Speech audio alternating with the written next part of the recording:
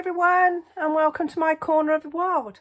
Today I have another Christmas card to share with you. This time I'm focusing on the cherry cobbler with garden green to make a really lovely traditional and easy to make Christmas card. So I am using the Joyful Holly stamp set. I love it because we've got outlines and fillers, and I just love all the curly cues as well, and two really nice greetings. I used this one in a card the other day, and I'm going to be using this one today.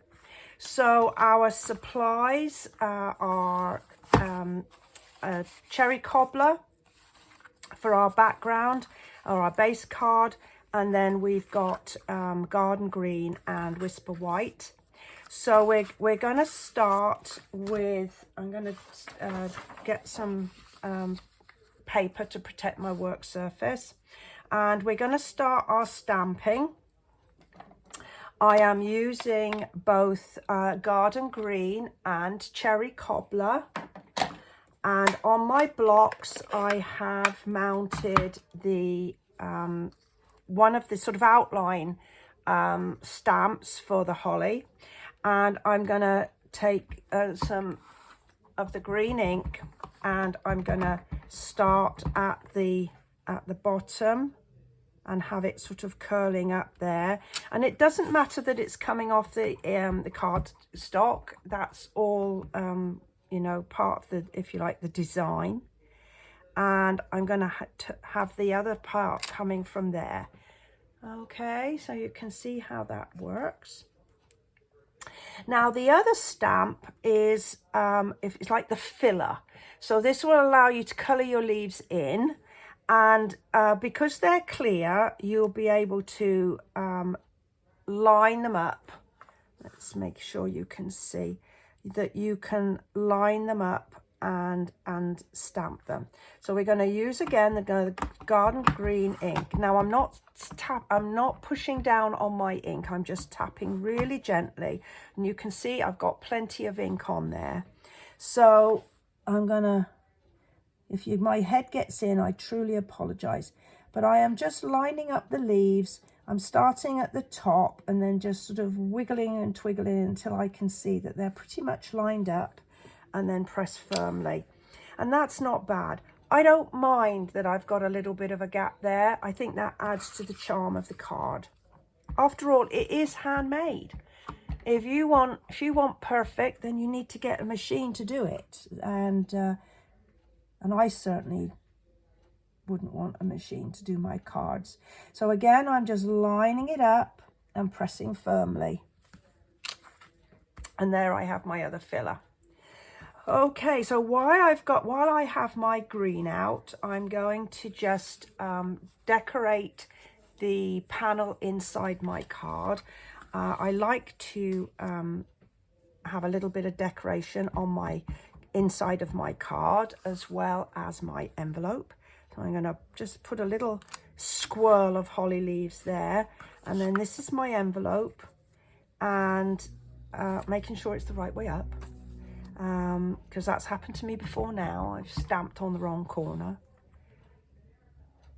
And there we have that there. So that's it for our garden green ink. So now we're just going to go and do some stamping with the cherry cobbler. And I'm just going to close the pad, but I'm going to leave it hanging out a little bit so I've got a nice piece to grasp when it's time to close them up. So I'm going to go back to this panel that we made earlier, and in the stamp set is a little stamp that does the berries, and if you look carefully, there's like one berry here and one three here and one up here. And then if you look at the card, you'll see that there's 3 berries and 1 berry and 3 berry and 1 berry. So that it's designed to line up with that. So again, I'm just going to put a little bit of cherry cobbler ink, just gently tapping on the ink. I don't need to do too much ink. And I'm just trying to line up. And if my head's getting in the shot, again, I apologize profusely. But when you're doing it, you can probably get a much better look at it and get a better lineup. But like my leaves, I'm not going to get bent out of shape if I don't have everything all lined up, because I think it just adds to the charm of the card. There we are. I think I've got it there. There. Now, if you really want to go crazy wild, you can do the same thing on your envelope as well. Why not?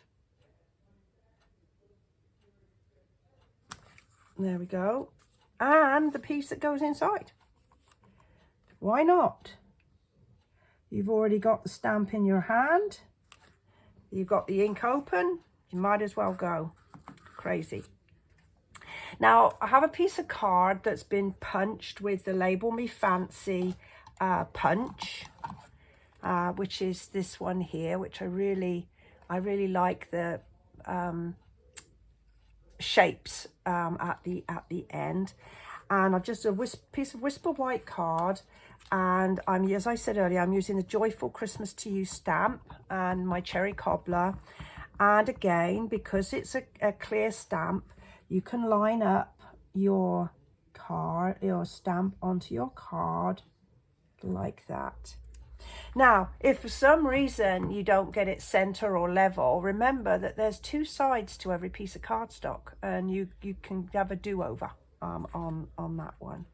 So I believe we've got all our stamping done. So I'm going to get all my inks out the way, because I do have a habit of getting covered in the stuff if I'm not careful. So we're going to go and just finish off our card. So I've folded my card in half, and I'm going to use a bone folder to put my crease in. But if you don't have a bone folder, use your handle of your scissors. That would work just as well. And I'm going to start by sticking the layer inside. This is the layer that you're going to put write your message. I like to put a liner in my cards. I guess I could use a white maybe or a silver pen on the card, but it just gives it a nice little finish. If you can hear scratching, that's my Daisy. She's decided that she wants to get up on a stool that's next to me, and I'm not gonna give way and stop to pick her up. She can wait a moment, and I'm just gonna line this panel up so that I've got a nice border, and then just press firmly. You can see I use liquid glue. I prefer to use liquid glue as it gives me some working time when it comes, if I need to sort of wiggle it into place. Now I'm using my dimensionals now. Now this is the edges of the dimensionals. You don't waste those. They're just as sticky as the ones the hexagonal ones that are in the center. And I'm going to put a piece in the middle to just support the middle when it's on the card, because it's quite a big panel. And then we're just going to position it slightly on the left-hand side of the card like that. And I'm going to put a little bit of gold foil, and I'm using my sprig punch and some gold foil. I'm just going to punch it. I always use my punches upside down, and then I can see where it is on my piece of card. And all I'm going to do is to just take a little glue dot and attach it. Daisy, stop it. She's getting cross with me now because I'm ignoring her. Little pest. And I am going to just tuck it to the back of my label and at an angle, because oh, not at that angle. I think I wanted it to go to that direction. And then some more dimensionals. So I finished that other sheet, so I'm going to get a couple more dimensionals.